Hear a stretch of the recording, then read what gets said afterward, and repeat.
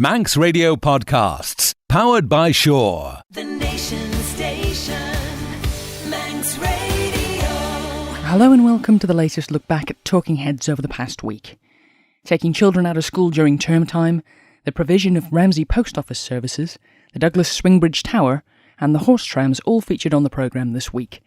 But we'll start with Sunday road closures. Here's Stu Peters. Talking Heads, brought to you by Magic Carpets, with the only Carndine design showroom on the island. Is road racing on Sundays a good idea for the future?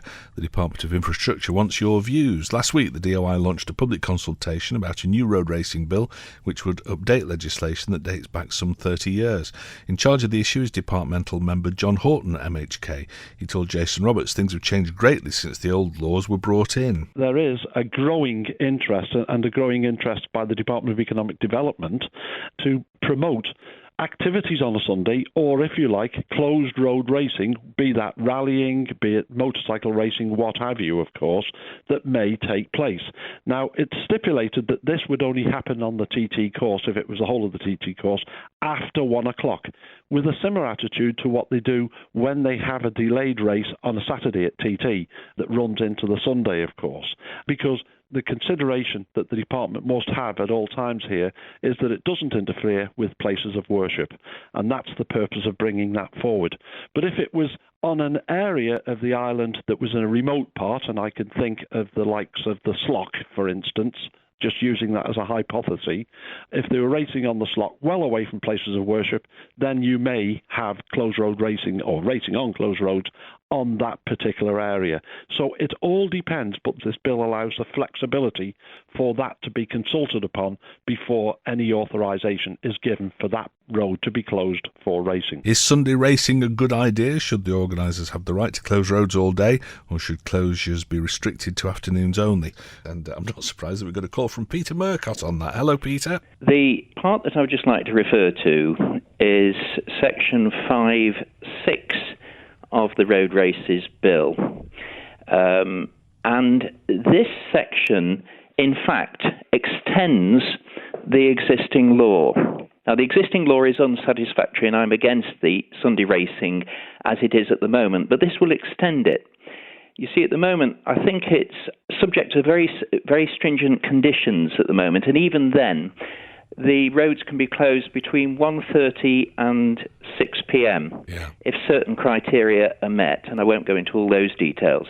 Now, here, they've widened it, and they've widened it to 1 o'clock to 9 o'clock, so that means it cuts out all evening services in the island, and there are still churches that have evening services. But it's worse than that.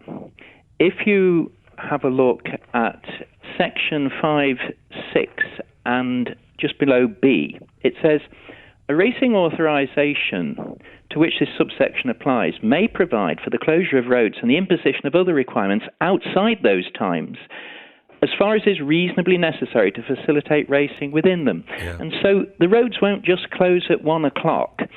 They could close considerably before that. Quite clearly, what this piece of legislation is in effect doing, and I hope that the general public who are concerned about church services realise, it will, in fact, potentially close churches on Sunday mornings as well, or make it very, very difficult, well nigh impossible, for people who have to travel to the morning services to get there. It will certainly close afternoon services, and it will close evening services. All right, fair dues. Thank you very much, Peter. Back to the lines. We've got Ian waiting. Hello, Ian. I'm a little bit concerned about Sunday racing. Yeah. One of the things that concerns me is if it comes into being, then I can imagine organisers of various sporting events, TT, Manx Grand Prix included, just saying, oh, that's handy, we'll put some more races on. Right. Rather than sticking to, yes, we've got a programme, not including Sunday, but if there is a need, because of cancellations, etc., then fair enough, look at it for that particular event and say, yes, we can race on a Sunday. I don't think we should be just giving carte blanche to all the organisers. I mean, I'm dead keen on motorsport. I marshal at the TT and the Manx Grand Prix. Yeah. So it's not as though I'm anti-racing or anything like that. But I do appreciate the views of an awful lot of other people. And I think if, for instance, you got the rallies on a Sunday, then it would have to be very carefully planned, the routes that they use, so that it would be acceptable. I don't think it should be a carte blanche. No. Yes, we can race on a Sunday, crack on. All right, fair dues, good point. Thank you very much, Ian. We've got Anne on about this. Hello, Anne. We live right on the TT course in Cape Michael. Yeah. There's no way we can get out the back. So when the roads are closed, we've either got to be out at the crack of dawn or stay in all day. Yes. We've got 2 dogs that we like to walk. We can't visit friends. Peter Mercott was talking about churches on a Sunday. We happen to go to the chapel on Sunday morning. And then there's quite a few people in the village who either go to the chapel or the church who wouldn't be able to access that if the road was closed. Well, I mean, it might well be that the organisers would have to put certain sort of road opening times in or crossing times to allow people to get to chapel. It's not just going to church, it's the social aspect. We only meet these people once a week. Yeah. It's a couple of hours on a Sunday morning that's important to us. Other people want to be able to ride motorbikes. We want to be able to leave our premises and cross the road if we want to. Yeah. Basically. Well, I mean, normally, and I'm not picking a fight on this, Anne, normally I would suggest to people who live somewhere on the course, on the TT course, that you can't really complain then if there are going to be events on there. And you must know that when you moved into the house, or you must have known that if you've grown up in the house. That was limited. There's been more and more. What I'm saying is that I do understand that if they're going to add more events, then that it could become... you quite accept what's going on at the moment, what is happening now. We accept that. So that's TT normal. and MGP, that's fine. But don't keep adding more and more to it, because you end up feeling in prison. And you can't just move house to suit the TT. Sure. No, that's a very good point. Thank you very much for calling. Let's have a word with David. Well, I've been involved with motorsports since I was about 18. Well, I'm 62 now, and the missus is 71. And we've both been involved mainly with rallying. Yeah. And I tell you what, I cannot see a problem with it. Good. If people are well informed, which they are, every house is visited, especially in the rally fraternity. Yes, it is with the rallying, yeah.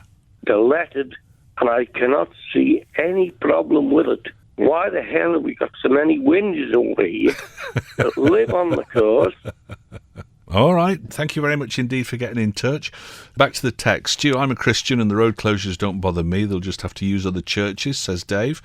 The government want racing on the Sunday of race week so that the Mad Sunday tradition is wiped out, saving costs on policing and medical emergencies. Never thought about that. And as a person who lives on the circuit and works 6 days, I'd like Sunday kept free from racing so that I can have some peace and be able to please myself on what I do on my rest day. Okay. The Nation Station, Manx Radio. What could be done with the Swingbridge Tower on South Quay in Douglas? Douglas councillors turned down the chance to buy the iconic landmark after being offered the chance to take it over for a nominal fee from the Department of Infrastructure, but the potential cost of regeneration meant that members voted against the move. Could the tower be refurbished and put to good use, or in the current climate should it be mothballed and left as it is at present? I'll give them 10 grand for it. Bit of Artex, bit of new lino, it'll be all right. Oh, mind you, where would I park the car? Nowhere to park the car. Lots of steps as well. Oh, no. Government doesn't want it. Douglas Council doesn't want it. What should happen to it? Hi, Stu, there are plenty of millionaires on this island. Think they should support The Rock. They could save loads of places on the island, says Dave. Well, yes, if they want it. That's the thing. Knock it down and put some public toilets there. A handy location for those heading up or returning from Douglas Head. The current building being tall and in a cramped location will be a maintenance money black hole, says Peter. Right, okay. Make a horse tram shed out of the building and the corporation will be prepared to waste fortunes on it. Or, on a more serious note, a coffee shop with great views over the harbour. I think the Crow's Nest could be something similar rather than a grand office for civil servants, says Alan. Let's go to the lines and see what Jill makes of this. Hello, Jill. I think that they should save the tower.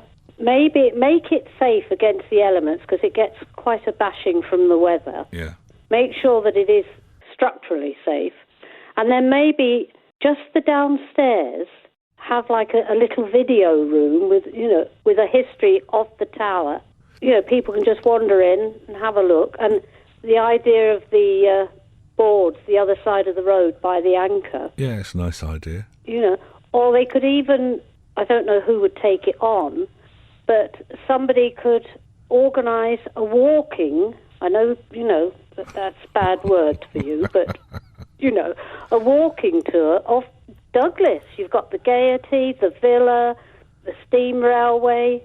If you're really energetic, you could go up to the Manx Museum, but maybe that would be for another day. Fair dues. Thank you for your call, Jill. Okay, bye. Nice to talk to you. We've got Howard on. Hello, Howard. The tower itself is a unique structure. Oh. Simply because the original swing bridge, not the one we've got now is the Lifton Bridge, not even the one before it, but the original steel bridge, that was operating that, and it's a water-operated hydraulic system. Right. That's all incorporated within the building. The windows you see at the top are obviously for the watchtower man. There's a staircase goes right up through to that. I've actually been up inside it. Oh, right. And there's a lot of machinery in there. Yes. And that used to physically lift the bridge one end using the water and chains. Yeah. It would lift it a couple of inches and then slew the whole thing round. If you look on as you're coming along by the existing bridge, there's steel rails there, and it used to slew the bridge either to the left or to the right. I see. And that hydraulic system that's in there could operate that bridge, open it, close it, and open it again on one fill of water. Right. That is as valuable to the island as an asset as the likes of Black Sea Wheel and various other aspects. Gotcha. And then later on in the day, when they've knocked it down, they've got a car parking space with about 6 cars there. They say, well, we should have left that up. People like it. Yeah, sure. Okay. It's part of the island's history. Fair dues. All right, some good points and some inside information from Howard on it. Thank you very much, Howard. And Ken has a point of view about it. Hello, Ken. That tower, I went into it about 20 years ago. I was shown around it, and absolutely magnificent piece of machinery inside. Right. And when I saw it, it was in spotless condition, nice shiny brass and all painted metal, and all the machinery was working properly, even though there was no bridge to actually swing. Yes. And to my mind, it's an important part of the industrial archaeology of the Isle of Man, in a way rather like Laxey Wheel is, and it should be retained, shouldn't be destroyed in any way, and it should be open for people to be shown round, a sort of museum, as many industrial archaeology sites are in various industrial parts of Britain. Right. And it would be a shame to destroy it. All right, good points there. Thank you for your call, Ken. Text here, the island has too many old heritage buildings to maintain. We don't have the tourists to pay and cover the costs. And there are more important issues that need funding, which we now don't have. Give it away to someone with cash and put a caveat on it. Okay. Bookshop or a library, a great place to relax and read a book. Yeah, okay. Rick might be a bit cynical. What do you think? Stu, why don't government pay somebody 100,000 quid for a consultation? That seems to be the thing they do when they're unsure about things these days. Thank you, Rick. The Nation Station, Manx Radio. Is there a compromise in the dispute over whether horse trams should be situated on Douglas Promenade? Douglas Council's executive committee has recommended that the corporation continues to operate the trams and keep ownership. That's after a suggestion from Councillor Stephen Pitts earlier this year that if they moved onto the walkway, they should be handed over to the Department of Infrastructure to run. The DOI rejected the idea, and the Executive Council will now ask members to support its recommendations to retain them. But another councillor who's spoken out against the plans to move the operation to the Promenade walkway is David Ashford. I'm very disappointed that the horse trams are still going to remain on the walkway in the new scheme. Personally, I've always believed it's called a walkway for a reason. The clue's in the name. I don't believe it's right that the horse trams should be mixing with pedestrians, young pedestrians included, kids, dogs exiting off the beach from where people have been walking them, and cyclists as well. I think personally it's a recipe for disaster. I must give the department praise where it's due. I'm very happy that they've changed their mind on the whole shared space idea and they're reinstituting crossings. I think that's very sensible. But when the Minister has said that we're listening to the public, if you run through all the objections that have been received that are there attached to the planning application on the website, the most common one is over the horse trams on the walkway, and they appear to be unwilling to budge on that. and the council will be asked to approve the executive committee's stance on retaining ownership of the trams at a meeting this afternoon. Could moving the horse trams to the walkway cause real problems, or is that the best place for them? Who should have ownership of the trams? That's something we've talked about a number of times on the programme. This councillor doesn't know his own bylaws. No dogs on the beach when horse trams are running. He's just hyping it up, says Chris B. OK. I wonder if Mr Ashford's going to stand for the House of Keys. We seem to hear his voice an awful lot on the radio recently regarding his views on the horse trams. Give the ratepayers a say on whether we want the horse trams at all. Let's get the prom revamp done. There are too many talkers and not enough doers on this island, says Cliffy. Do you know, Cliffy, I think I'm in complete agreement with you about that, although I am the one person in the universe that thinks that the plans as they stand are all right. Jenny says, most of the comments about horse trams on the walkway are in relation to them not mixing with children, dogs and bikes and to the deposits the horses leave behind them. Yes, few people seem to express concern about what happens to the trams when the tide is high and the wind is sending water over the walkway. Well, I don't suppose that happens terribly often during the summer season when the horse trams are running, Jen, but let's assume that it does sometimes happen. What passengers are going to enjoy a salt shower? How many tram workers are going to enjoy getting soaked? What self-respecting horse is going to be tramping through sudden deluges? Won't the historic vehicles be damaged by salt water? The trams will, of course, be cancelled until the tide drops, and the tracks would need regular cleaning to remove sand, gravel and seaweed. I think you've sort of answered your own question there, Jenny. James called, think they'd be better off spending £1 million on just fixing the promenade and spend the rest of the 21 million on fixing other roads around the island. Yes, I think a few people agree with you on that, James. While they're making their mind up about this, spend the money elsewhere where it's really necessary. If they're not sure what to do, there are roads it would be well worth doing work on around the island. So patch the prom up and spend 12 months considering what they want to do with the prom rather than starting it quickly and then regretting it. Started it quickly? They've been talking about this ever since they built the pyramids. Has anybody thought of asking staff on the horse trams what they think of trams on the walkway? I know what answer would be no, not with kids and dogs running around. That from Tony. Let's go to the lines and have a word with Steve about the horse trams. Hello, Steve. Now, I think that you're against the idea of putting the horse trams on the walkway. Yes, I am, because when we saw the plans, when they were originally shown to the public, of course they had the horse trams along the roadway, just right up to the edge, which made a lot of sense to me. Obviously, they lose the parking spaces, but in losing certain parking spaces, it seems to me that I don't understand why they can't enlarge Chester Street, put another story on it or two to adopt for more parking. And also, they're always saying there are not enough cars parking in Chester Street anyway, so why don't they start using that and put the horse trams along the road, which makes a lot of sense. There's something else I wanted to say. Sure. I noticed this winter they had the parking along the promenade, as they do, on the walkway. And we took our grandsons down there a couple of times that were visiting from London, and it was so dangerous with the kids running along and cars driving. They're supposed to drive, 15 miles an hour or something like that. And they were going 20, 25, 30. Some of them weren't paying any attention. And it was so dangerous because they were actually made the children walk in a street. It became a street. Right. It was a car street. To me, I see the same thing happening with the horse trams. It becomes a horse tram street. It's not a walkway. It's not a safe walkway for pedestrians unless they build some sort of a wall there. It just doesn't make sense. I'm just surprised Health and Safety have even considered it passable. OK, well, fair comment, and it's good to hear different views on this. Thanks for calling today, Steve. Stu, you're not a lone voice. Parents take responsibility when walking on a pavement to stop kids running into the road. Yes, of course they do. Why could they not do the same on the walkway? Douglas councillors playing into the hands of Tynwald members not wanting to pay for the rails. It sounds as if the end of the trams is near. That from Peter. On the promenade walkway at the moment, parents do not need to worry about an added risk of horse trams. It's now a safe place for children to play. Putting the trams there makes it more dangerous whether you tell your children to look out or not. Children will always forget safety advice when they're playing. Parents will just not allow their children to play down on the promenade anymore. It'll be yet another place taken away from children, helping keep them in front of their computer games even more. That, according to Mark. OK, well, these are all different points of view, and everyone is just as valid as any other.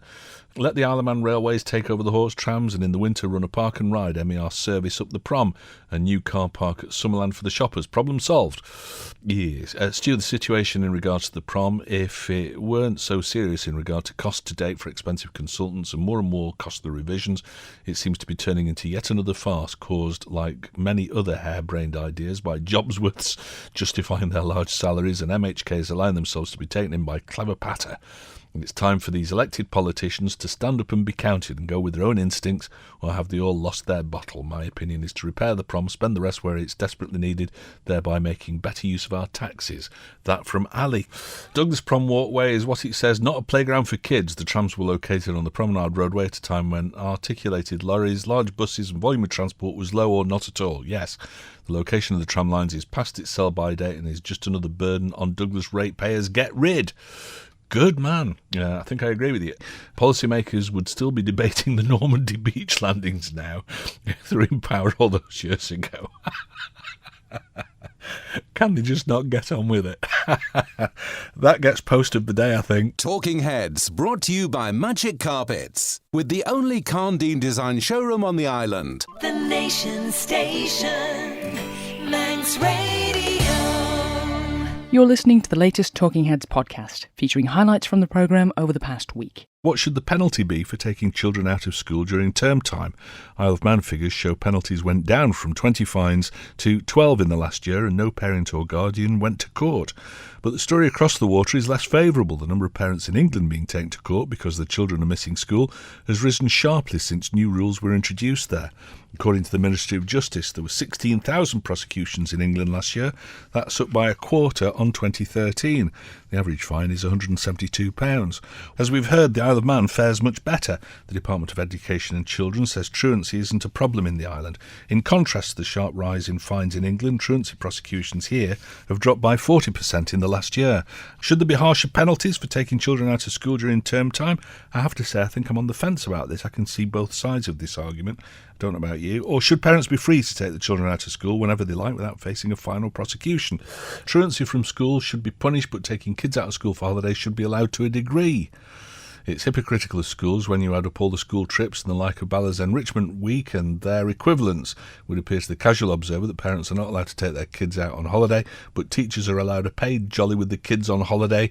That from Alan. Well, yeah, that's kind of where I'm sitting on the fence about this, I think, because I think the principle of not taking your children out during term time is a pretty good one. But it seems that there are an awful lot of things that go on that maybe are not desperately important to the children. I think, like Jane Secker said in that interview, you know, in the run-up to Christmas, it's all about the nativity, and the run-up to the summer holidays, it's all about watching videos and things. So, you know, does it really matter if you miss some of that? Stu, with so many students receiving multiple grade A and grade A stars in their GCSEs and A-levels, I hardly see that taking a week or two out of school is going to make any difference. In my day, if you missed a couple of weeks due to illness or something, there'd be a huge struggle to catch up the syllabus. But these days, meh, says Albert. Meh? Albert, that's not an Albert word at all. Let's go back to the lines and see what John makes of the story. Hello, John. Well, just one of the things is, I think that listening to the lady from the department, I think somebody's trying to be clever in sort of like trying to say how smart the Isle of Man is compared to the UK. Yeah. I think what the UK is talking about is people that are taking, at least a lot of them, are people who are taking holidays out of time, maybe for longer than they should do.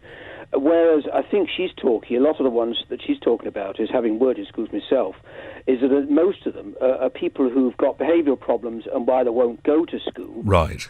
Or are, there's obviously the odd one or two, but you get certain people who will go. I mean, as I know from personal experience, you may take someone into school and they'll sort of walk out the other end. Yeah, sure. Having been delivered to a teacher. You take them in the front gate and they go out the back gate. Yeah. And I think that's what she's talking about. With this, what is it, 12 prosecutions or whatever. Yeah, well, I mean, there are two strands to this. There's the parents taking the children out during school term time on purpose, and then there's truancy as well.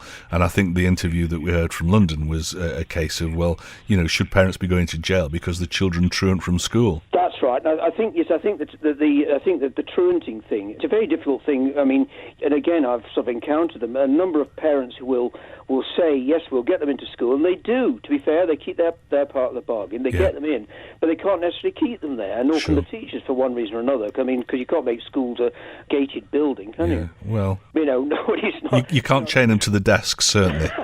That would be frowned on. That's the thing. But I think that somebody is, for whatever reason, whether somebody from the Department of Education decided it was rather good to say, look how clever we are compared with the UK, I don't know. But I mean, my wife and I went to Centre Parks in January because we're both retired, we met a number of children who were from there, and we're talking to one of the guys who was the nature officer there, and he was saying that people are quite prepared to come out and pay the fine because it's nearly twice as much, if not more, to take them in the holidays. So they can pay the fine and still save money on the holiday. Still save money, exactly. Yeah, that's the wrong message completely, isn't it? All right, John, again, some good points. Hi, Stu, ask John McGuinness about it. Yeah, he found himself in trouble this year at the TT because he brought his daughter here in school time.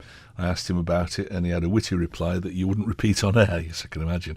You can't change the race dates, and it's only natural that he'd want his wife and kids here. It's all a load of rubbish, as life isn't as clear-cut as people make out. That's from another Stu, the TT fan. You sometimes have to take the kids out for holidays in term times. It's too expensive during holidays, especially with the steam packet, says Dave.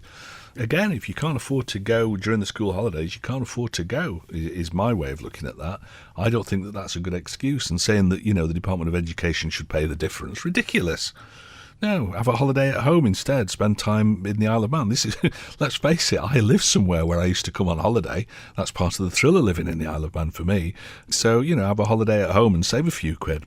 James called. I haven't heard a dictator in a while, but that head from London sounded like one.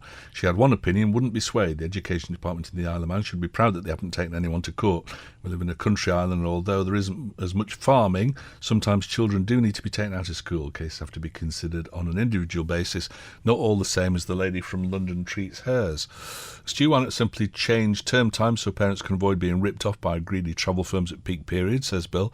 Well, I think that is a real problem, but I suppose in a free market economy it's all down to supply and demand, and they can price things when the demand is high, and that's how they're getting away with it. Now, I don't think you're wrong in suggesting that maybe government should look at that. If this is a problem, if taking children out of school during term times is a problem, then maybe governments ought to be looking at this and actually stopping these firms from charging, I think somebody says in one of these texts, 3 times as much during the school holidays as it is during term time. The Nation Station, Manx Radio. Should post office facilities in Ramsey be relocated as soon as possible? After months of discussions, the negotiations over the takeover of the Ramsey post office have collapsed. It's been announced that the proposed takeover of the services by Ramsey Courthouse Limited isn't going to happen now. RCL had submitted a bid to run the post office with a business plan based on the John Lewis model. In April, it seemed an end was in sight after the Isle of Man Post Office agreed in principle to appoint RCL to run the facility subject to the agreement of all relevant terms. But it's now been confirmed that the sides can't reach agreement, a situation which is described as disappointing and sad by both sides. Should the services now be relocated elsewhere, or is the old courthouse still the best place for the post office? Do you rue the fact that a year pretty much has been wasted on trying to chase this and it's still not come to fruition? Not privy to the details, but a John Lewis partnership thing would require there to be a profit to share. This loses money, says John. Do you think that might be what it's about? Problem with the post office is the same as across government, too high wages and benefits. Stu, move the post office to the Spa shop, refurbish the pier and relocate the horse trams to Ramsey with the costs on the rates and give the people of the town something to really moan about. As long as the town still has a post office, what's the problem? Says Peter. It was Peter that said that, by the way, not me. You don't need to send me a timetable for the boat. Stu, the government weren't going to let this work after the slapping they got over it, says Dave. Do you think, Dave? I wouldn't have thought so, surely. After the slapping they got over it, wouldn't they want it to go ahead as quickly as possible? Do you not think? Peel has its Centenary Centre and other community venues. Laxey has the Institute. Port Erin has Erin Arts Centre. But there's nothing for community events, arts, etc. in Ramsey. The courthouse building would be ideal for all sorts of community events, says Wendy H. Hi Stu, Mr Cragene strikes again. He has a track record for failures in government, and I think you probably know all the calamities without me telling you. I think he needs to dust off his painter's overalls ready for using them after the next general election, says Peter. If I had £1 for every time I've heard that about politicians, come the next election, they'll know, and they returned every time. If it moves to the Spa, says Angry Andy, it'll keep the Doleys happy as they can cash their cheque in and buy the fags and vodka straight away. A bit of pop psychology that I saw on Facebook recently that quite appealed to me. Only look down on somebody if you're giving them a hand up. Very disappointed that the post office deal in Ramsey appears to have come to naught. A few months ago, it was like a breath of fresh air to see so many people really pulling together as a community, especially when there's so much negativity from so many. I hope that somehow the will can still be there to take this further and achieve something that Ramsey could be proud of. And that's from Douglas Butty Pam. Thank you, Pam. No one really cares about Ramsey, says Melvin. No, I would suggest, Melvin, that only you don't care about Ramsey. The Nation Station, Manx Radio. Is it time for all the talk to stop and work to begin on Douglas Promenade? Roads around the island won't be neglected if work is focused on Douglas Prom, apparently.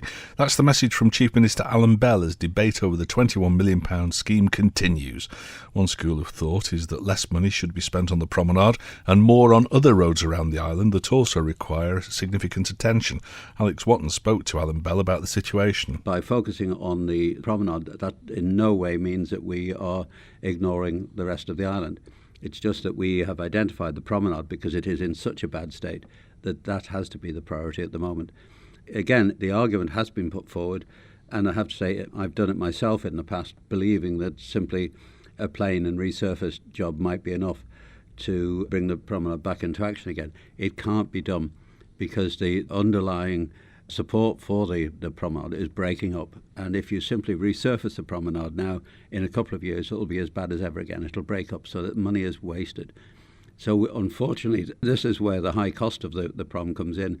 We have to completely rebuild it. We have to put a new foundation on it and then resurface it. The good thing about it is, of course, once that's done, we'll end up with another 50 years without having to go near it. But it will be disruptive, it will be expensive, but we can't ignore it. The promenade is an absolute disgrace at the moment. And in many ways, the future of the horse trams is almost a distraction. The important thing is to get the road resurfaced, to bring it up to an acceptable standard, because before long it is starting to become dangerous, particularly for cyclists. We can't put off this decision any longer. Do you agree that a complete reconstruction of the carriageway is the only realistic option, or would you still prefer to see a basic resurfacing job carried out, even if it would need to be done again in a couple of years' time? And do you agree that the debate over the location of the horse trams is just a secondary issue? Hi, Stu, I agree with the Minister that the debate about the horse trams is clouding the issue, and driving down the prom, it's obvious that the roadway is in drastic need of an upgrade. I think the DOI should crack on and get the job done. Wherever they put the tram lines will displease some folk. I'm sure we'll learn to live with the final product, says Ray. Problem with statements such as that made by the Chief Minister is that it leaves very little option for members. This from Jeff. It's an all or nothing scenario, and we all know that doing nothing is not an option. Recently the DOI published details of about 6 scenarios along with the downside to each one, so why not let Tynwald members choose, put all the options on the table and then keep voting until one gets the majority of votes. The one receiving the least number after each round of votes is dropped. Then just get on with it, says Jeff. That seems like a great idea, actually, Jeff. It sounds like democracy in action. It'll never work, will it? Stu, the Chief Minister's right regarding frosts, etc. If rainwater penetrates a concrete surface and it freezes, the water underneath expands, breaking up the concrete. In the short, severe cold spell of December 2010, this happened to walls, etc. Water penetrated the plastered surfaces of domestic outside walls, and after the thaw, various render virtually exploded all over pavements in various streets. Wow. It also caused a lot of potholes and cracking on many roadways, says Michael. Thank you, Michael. Horse tram voting form is on the front of today's paper. Come on, people, buy the paper. Fill in the option you prefer. Let's get some people power to decide what should happen to the horse trams, says June. Very good point, yes. I think that would be good. Talk, talk, talk. Just get it started before they start talking again. Well, I think the Chief Minister's kind of coming to that conclusion, isn't he? Douglas Prom is being driven on by Phil Gorn and supporter Comyn, only one of which is a Douglas MHK. There appears to be very little comment from the 7 other Douglas MHKs and 4 MLCs. This is together with 18 Douglas Town Councillors. They represent the Douglas voters and should be showing some leadership. Gorn only wants to put the trams on the walkway so that the walkway will be refurbished in the overall costs. The state of the walkway, given that it was only redone following the Irish scheme, is a disgrace. There's been a lot of accidents, consequence to the blisters, and the asphalt's already been patched with tarmac. Let's hear some more opinions from the Douglas elected representatives, says Peter. Right. Hi, Stu. I hope the government doesn't do the same to the prom as they've done in Ramsey. Now that the street and now the marketplaces, it's the most expensive vandalism ever. Ramsey streets weren't broke, so please don't try and fix them with this mess. Thank you. You're welcome. Be daring and be done with it. Put the horse trams on the TT course, suggests somebody who wants to remain anonymous. What about this so-called hardcore the DOI are using under our roads? When the rollers go over it, it turns to dust, not hardcore. That from Ted. Put the horse trams on Ramsey Pier, says Paul. Well, I think that'd be a good idea, actually. Let's just get on with the prom improvements before we become more of a laughing stock. Getting rid of the horse trams is the popular wish of the Douglas ratepayers. The vast majority believe they're well past the sell-by date and a needless financial burden to us all. Getting to the 21st century gives us a transport system we can be proud of. I love the idea of an all-island monorail system. That from the Banksman. And finally, the vocal minority have banged on about keeping the trams off the walkway. Those of us may be afraid to make known the fact that we'd like them on the walkway now have the chance. Make sure to fill in and send back the form in the Independent newspaper, says Irene. Talking Heads, brought to you by Magic Carpets, with the only Carndine design showroom on the island. That's it for the latest look back at Talking Heads. As ever, thanks to everyone who took part in the programme. If you want to have your say, you can call, text or email between midday and 2 p.m. on weekdays, or join the debate on the Facebook page, Talking Heads with Stu Peters. You can access each day's programme in full using the on-demand section of manxradio.com, and you'll also find a daily update of what's up for discussion on the programme each day on the website too. You can also keep up to date with that information by liking the Facebook page or following Stu Manx on Twitter. And if you'd like to suggest a topic for discussion on the programme, get it to us by emailing talk@manxradio.com, and you can do that anytime. But that's it for now, so until next time, goodbye. Don't sit in the slow lane. Join the fast lane right now with Shaw's all-new Superfast Plus broadband. Enjoy more bandwidth, amazing speeds and the best value on the island from just £23.95 per month. So don't be left behind. Get a piece of the high-speed action with Superfast Plus broadband from Shaw. For details, visit our stores in Douglas, Ramsey and Port Erin or click shaw.com. Love being Shaw. Terms and conditions apply.